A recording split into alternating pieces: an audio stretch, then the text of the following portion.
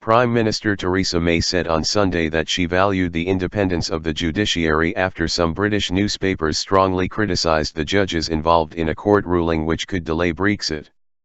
England's High Court triggered sharp criticism from some lawmakers and newspapers on Thursday when it ruled that the decision to begin Britain's formal divorce talks with the European Union needed to be approved by Parliament and could not be taken by the government alone. Sajid Javid, a member of May's cabinet, called the ruling an unacceptable attempt to frustrate the will of the British people, while the Daily Mail newspaper said the three judges who handed down the ruling were enemies of the people. I believe in and value the independence of our judiciary. I also value the freedom of our press. I think these both underpin our democracy and they are important. Of course the judges will look at the legal arguments, May told reporters on the plane to India for her first bilateral visit outside the EU. The government plans to appeal the ruling and Britain's Supreme Court is expected to consider the case early next month.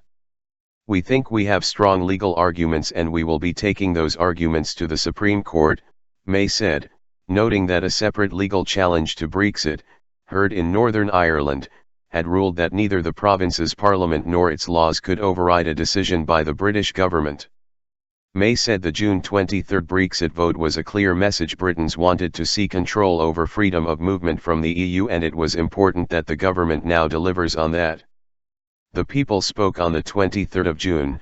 I think an important aspect that underpinned people's approach to that vote was a concern that they had about control of movement of people from the EU into the UK, she said.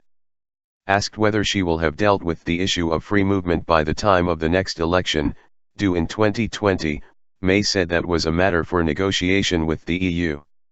Obviously there are a lot of issues we have to deal with in that and it will be part of those discussions, she said.